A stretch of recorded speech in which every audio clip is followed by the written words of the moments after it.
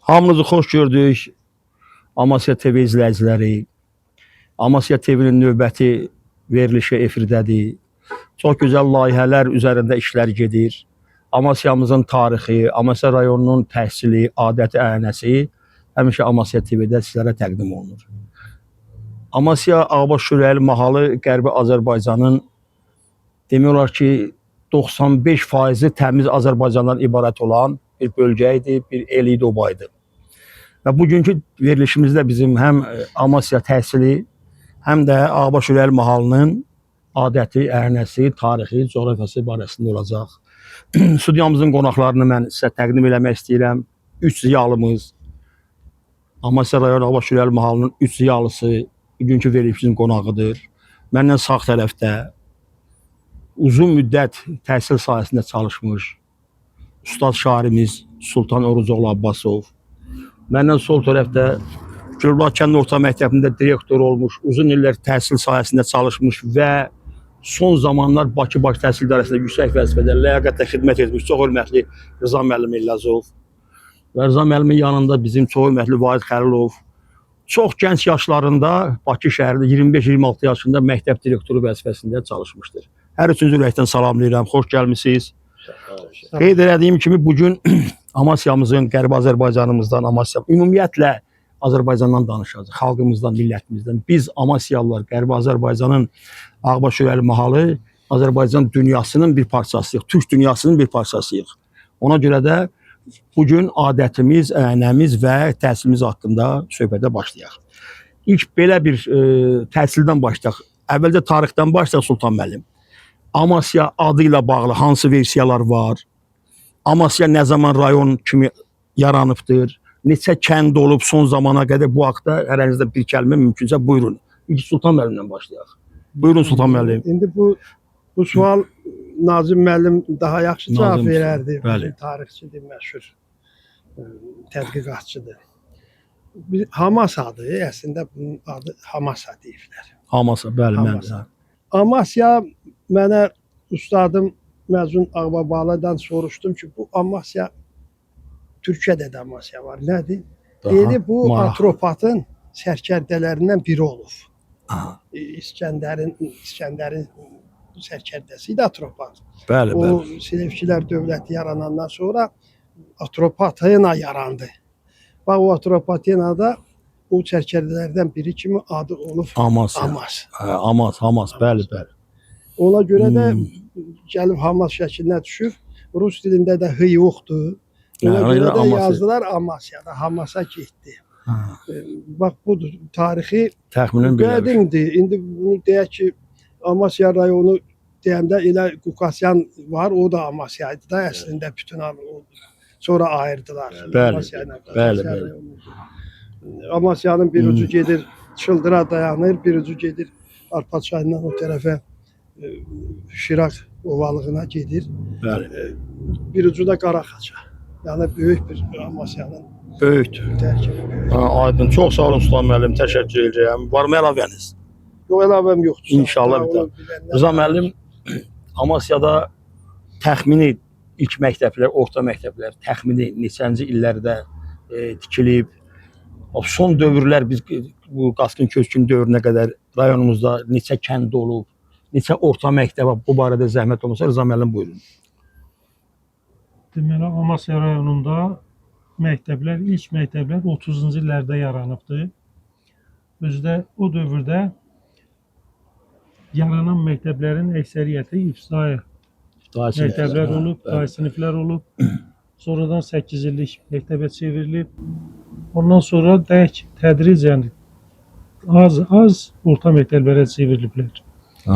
Deməli, məsələn, Güllübulaqda 30-cu illərdə 30-cu illərə qədər deməli Rus-Tatar məktəbi yaranıb. Rus-Tatar məktəbi 30-cu illərdə, bəli, tarixdə var. Bəli. Rus-Tatar məktəbi olub. 30-cu illərdən sonra artıq tədricən milliləşib bu Azərbaycan dilində tədrisə başlayıblar. Bəli.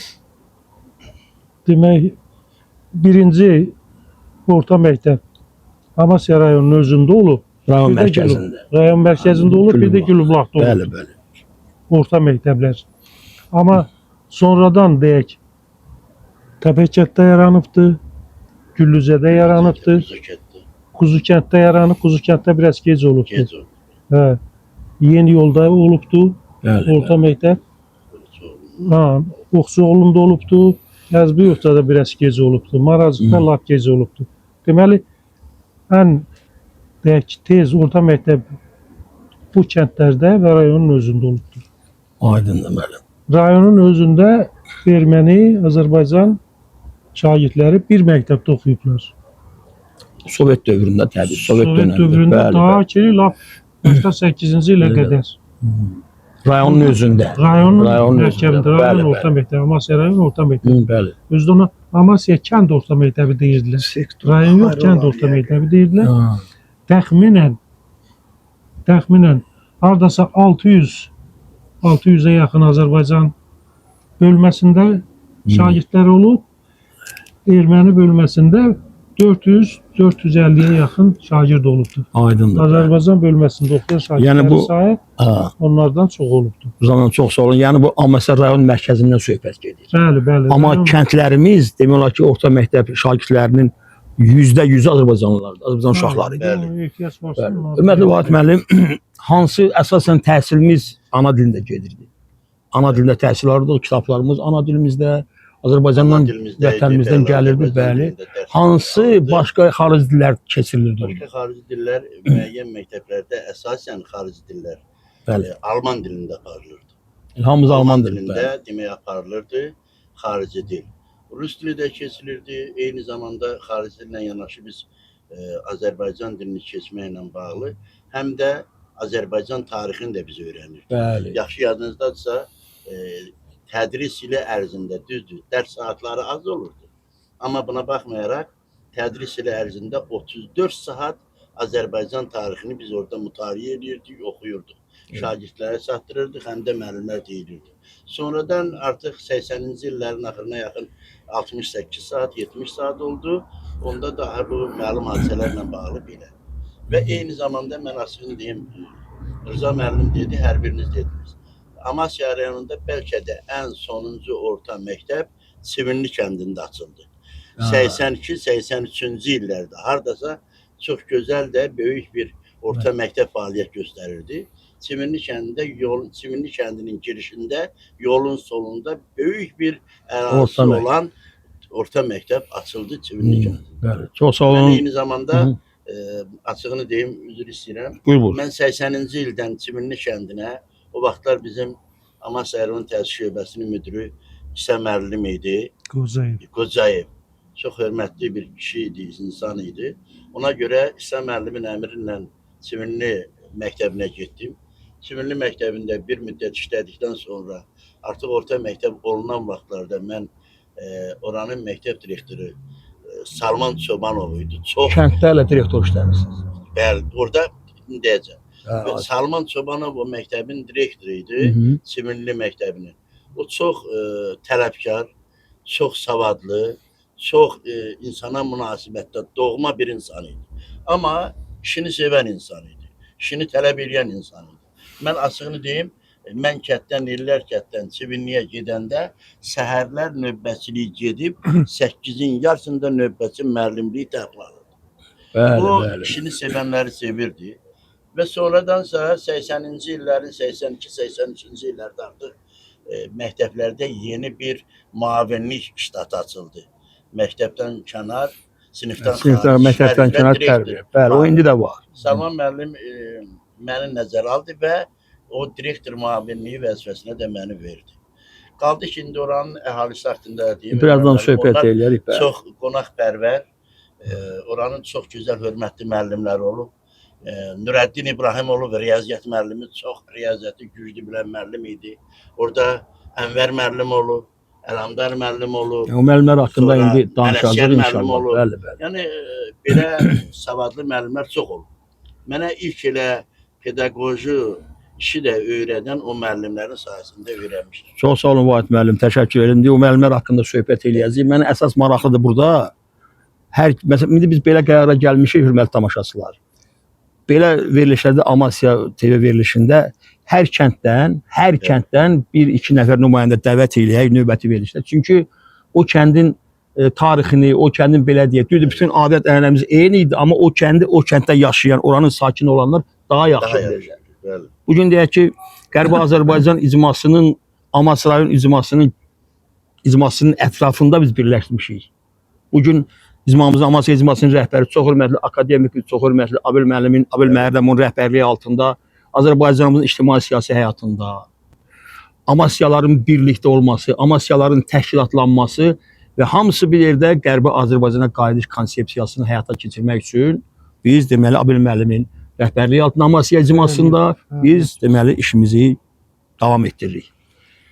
Əziz dostlar, deməli indi belə bir sualla müraciət eləmək istəyirəm. Hərə bir kəndin sakini olub.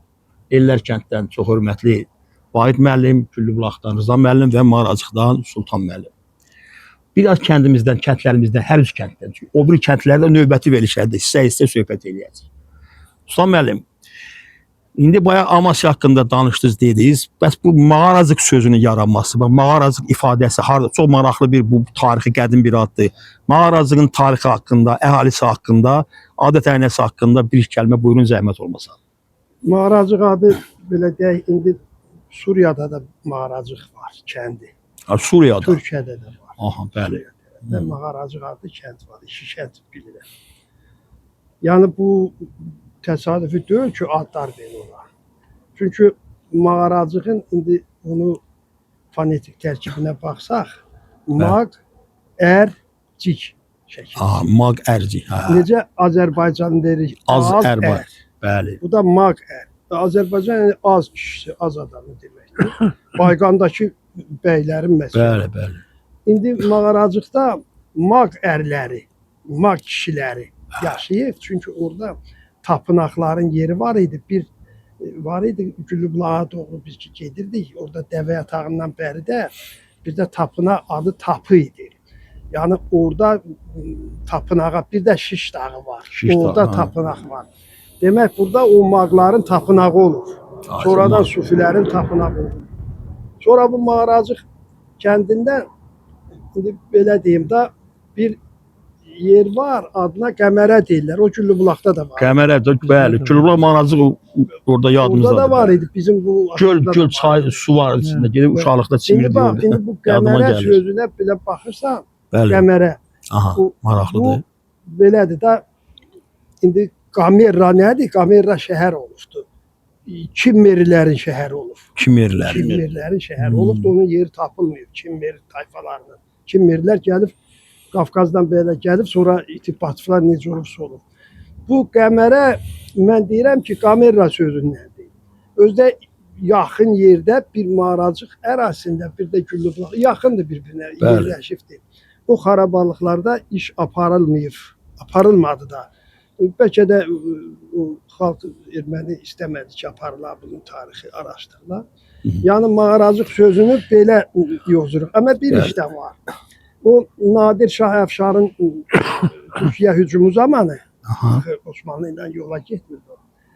Orada Mağara adlı bir yaşayış məntəqəsi olub. Mağara. Arpa çayını Araza töküldüyü yerdə. Arpa çayı gedir, orada Araza tökülür. Onlar da Osmanlı tərəfdar olur. Nadir Şah isə Osmanlı ilə düşməndir. Ona görə də o mağaranın əhalisi hamısı qaçıb yuxarı dağlara. Bir hissəsi Suriya, bir hissəsi Suriya, bir hissəsi də gəliblər Mağaracıqda. Bilirsiniz də Mağaracıq mağara kimi bir yerdə idi. Həqiqətən çox maraqlı bir quruluşu var idi. Dağların arasında əla idi. Gəlib oraya. Bəli. Yəni Mağaracığın belə deyəndə, onu tapın kimi müəyyən edəndə baxırsan ki, bu versiyalar tutur, amma başqa versiya yoxdur deyil. Yoxdur, bunun üzərində dayanır. İndi deyirlər ki, qəmər sözündəndir, ay düşür, işıq. Onda qalsa dünya bütün qəməri olar. Çünki ay işığı hər yana düşür. Elədir, elə. Bax, belə yəni bizim kəndə aydındır. Sultan müəllim, çox sağ olun, yaxşı məlumat verdiniz. Çox güman edirəm ki, birazdan Sultan müəllimin Elobu haqqında gözəl bir şeirini dinləyəcəyik. Ustad şairin şeiri dinləmək çox xoş olar bizim üçün. Çox sağ olun. Rıza müəllim, siz Güllübulaqdansınız, o güllü, çiçəkli bulaq mənasındadır. Bunun Biraz buna çox dərinə getməyək. Çünki elə güllü bulaq formasında daha məqsədəuyğundur. Güllü bulaqlı, çiçəkli bulaq mənasında.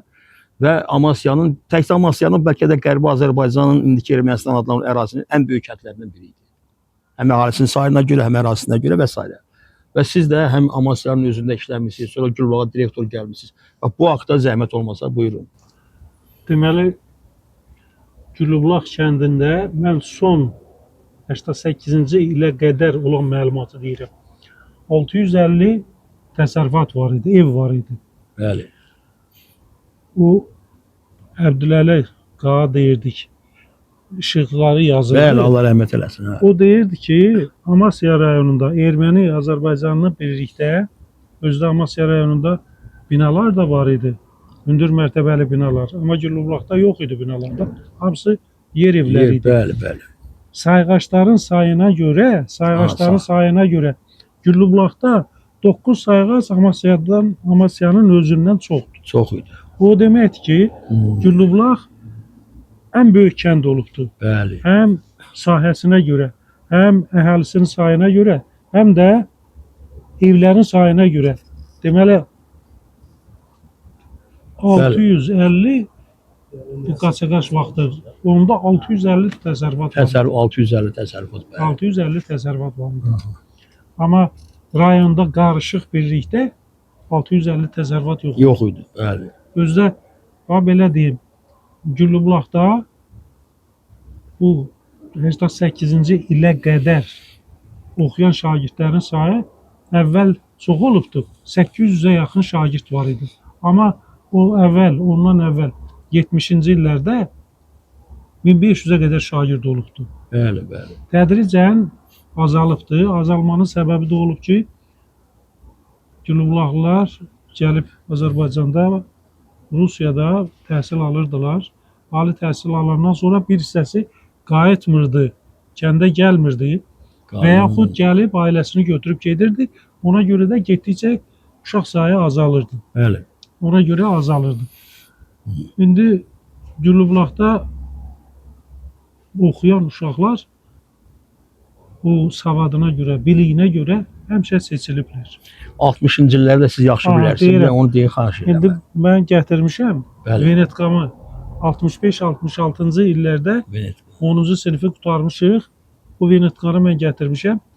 65-66-cı ildə 10-cu sinif və 11-ci sinif ikisi birlikdə buraxıldı. Sonuncu 11-ci sinif onlar oldu. Ondan sonra təhsil 10 illiyə çevrildi. Deməli, bax, o dövrə qədər də 66-cı ilə qədər də Güllübulaqda şagirdlərin bilik səviyyəsi o qədər yüksək idi ki, medalistlərin sayı çox oldu. Amasyanın akademiyası sayılırdı, elə deyirdilər. Çox Bəli. medalistlər olurdu. Bəli.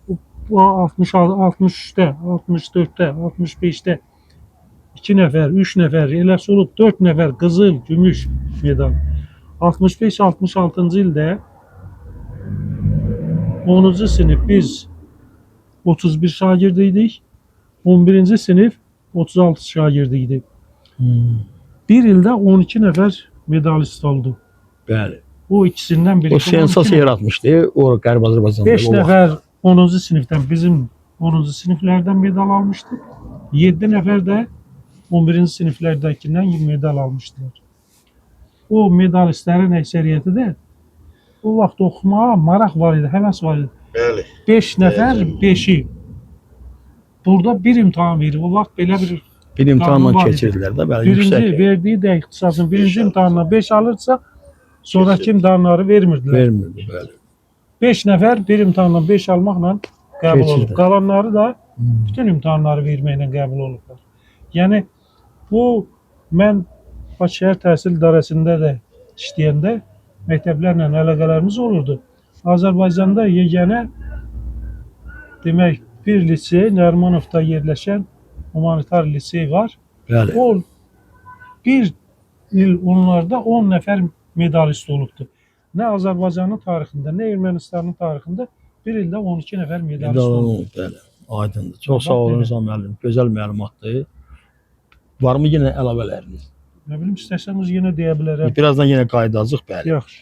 Çox sağ olun, təşəkkürlər. Vahid müəllim Siz Amasya'nın bir neçə kəndində işləmisiniz. İndi bax işlədiyiniz kəndlərdə təhsil, uşaqların, şagirdlərin sayı, məktəb binaları haqqında xahiş edirəm siz də buyurun. Falan nəzərinizə çatdırım ki, mən həqiqətən də 80-ci ildən Çivinli məktəbinə müəllim göndərilmişəm.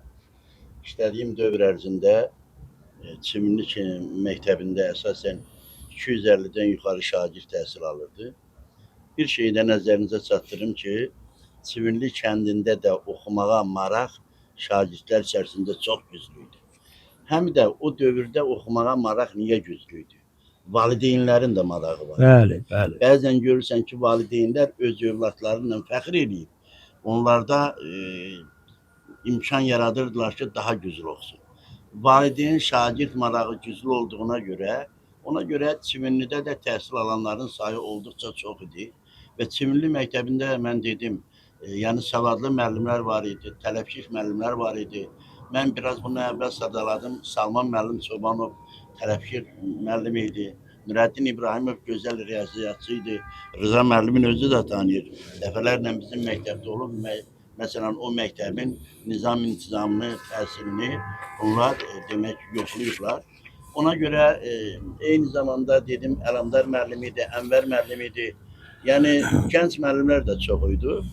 Dərs dediyimiz şagirdlərdə oxumağa maraq güclü idi. Güclü idi. Bir şey də var. Kənd yeri idi də, açıq deyək. Kənd yeri idi. Uşağın başqa bir məşğuliyyəti yox idi. Ancaq oxumağa məcburən uşaq kitab çatışmamazlığı olsa da bir-birindən istifadə edərək kitaba yapışırdı. Kitabla biri əldə edirdi. Kitabı çox sevirdi. Kitaba maraq var idi. Eyni zamanda bu dövrdə həmin körpə uşaqların müəyyən dövrdə şagirdlərin o yaşlı nənələrin, yaşlı babaların dediyi nəsihəti sözlərə qulaq asmağı da onlarda tərbiyəni inkişaf edir. Bəli, təbii. Mən elə zənn edirəm ki, Çivinli kəndində işləməklə mən həqiqətən də öz müəllimlik inkişafımı oradan götürdüm. Çivinli məktəbindən demək ziyalıların sayı son dövrlərdə olduqca çox idi. O ailə olmaz ki, Çivinlidə məsələn o ailədən ziyalı ali təhsilli olmaz.